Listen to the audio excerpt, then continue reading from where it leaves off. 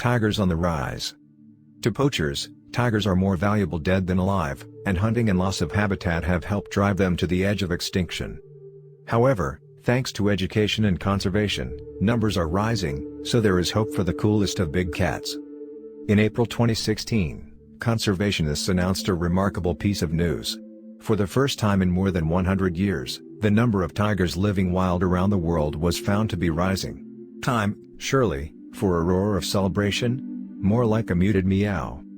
The last time populations of these biggest of big cats were on the up, early last century, 100,000 of them were roaming across large swathes of Asia, from Turkey to the Russian Far East. This latest rise, revealed by the World Wildlife Fund and Global Tiger Forum, brings the estimated total to barely 3,890 individuals, up from a low of 3,200 in 2010. That's a 96% drop over 100 years. Tigers are doing well in some places, says Avinash Bhaskar of the Wildlife Protection Society of India, WPSI, which has been safeguarding the subcontinent's fauna for more than 2 decades. In certain well-protected reserves in India, tigers are thriving. But you can't say that across all the tiger range states.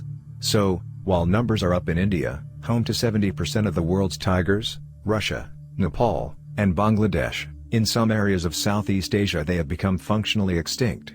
Bhaskar also admits that the rise could simply be the result of improved monitoring in India's reserves, whose figures form the basis of the survey. So there may not actually be more tigers surviving to adulthood, just more tigers being counted. Whatever the case, tigers won't be getting crossed off the International Union for Conservation of Nature's red list of at-risk species anytime soon. Of the 6 surviving subspecies, the most common, the Bengal tiger, is listed as endangered, with around 2,500 wild individuals, the majority in India. The rarest, the South China tiger, is one of the most threatened animals on the planet. No sign of one has been seen in the wild for the past 25 years. Take a look at a tiger and it is almost impossible to imagine how they could ever disappear from our planet. So brawny, adult males can be 3 meters long and weigh 200 to 300 kilograms, so agile, so powerful, they're an awesome presence. Bhaskar says he'll never forget his first close encounter with a wild Bengal tiger, on the Kanha Reserve in central Madhya Pradesh state. It's a real adrenaline rush, he says. You were really scared but also really excited. It stays with you for a long time. It's like looking at the stars, it makes you aware of your insignificance. Animal attraction. Tigers inspire wonder, but also fear, and this perceived threat has made them a target. As human activity grew across Asia in the 19th and early 20th centuries, the big cats were increasingly drawn into conflict with people. In British India alone, something like 33,000 people were killed in Bengal tiger attacks between 1876 and 1912. Exterminating these perceived Shere Khan-style man-eaters was positively encouraged, whether via big game hunting or via so-called pest control. Human expansion also wiped out tigers' habitats and prey, forcing them into more and more isolated areas of forest until they eventually disappeared in many places. Today tigers roam just 7% of the area they once inhabited, and much of that loss has taken place in the past couple of decades. In the early 1970s, with its Bengal tiger population down to just 1,800, India finally acted to save its national animal. The more than 40 reserves established by Project Tiger, which are managed by specially trained staff, have helped to stabilize numbers. At the last count in 2014, India was home to about 2,226 Bengal tigers, up a third since 2011. Nevertheless, areas where tigers can roam freely continue to shrink. Even within reserves, unplanned developments and the building of new roads, railways and canals further carve up these solitary hunters' habitats, leaving fragments too small for them to feed and breed healthily. Meanwhile, the Sundarbans Reserve, a vast mangrove forest between Bangladesh and India, is threatened by rising sea levels caused by climate change.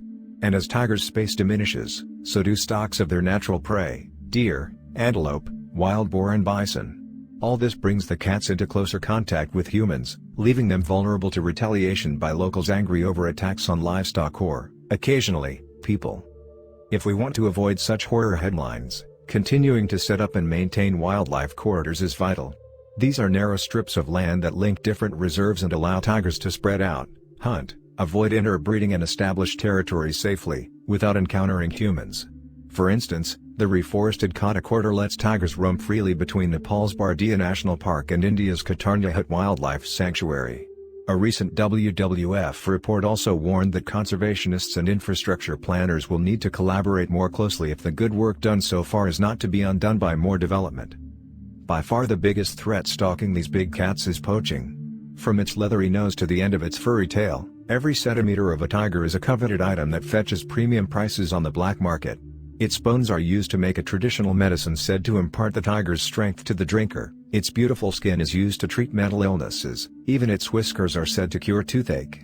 Poaching has skyrocketed since the 1990s.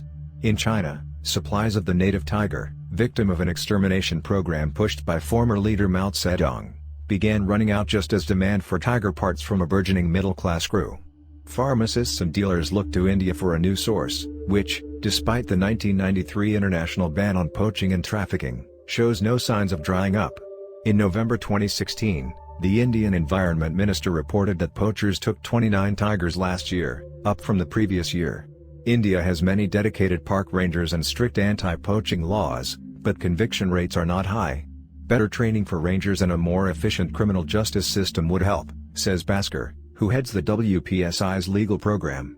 But the real solution, reducing demand for tiger products in China and Southeast Asia, requires improved international cooperation. International icons.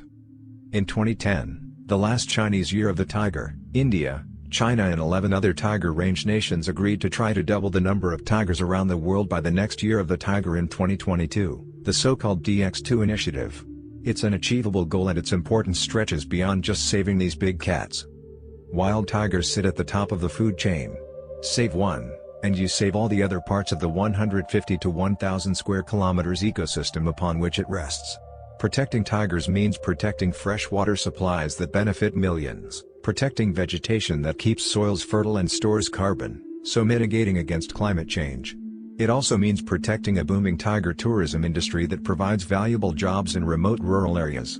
Put simply, for millions across Asia, saving a tiger could also mean saving themselves. And the thing to realize, says Bhaskar, is that it can be done. Give tigers the right conditions and they will thrive. As long as their habitat is preserved and they're protected from poachers, there's hope for tigers, he says. That being said, did you like our video? If so, like and subscribe to our channel. We're putting out new content all the times. So keep up to date with all of our videos by hitting that notification bell. Thanks for watching. See you next time.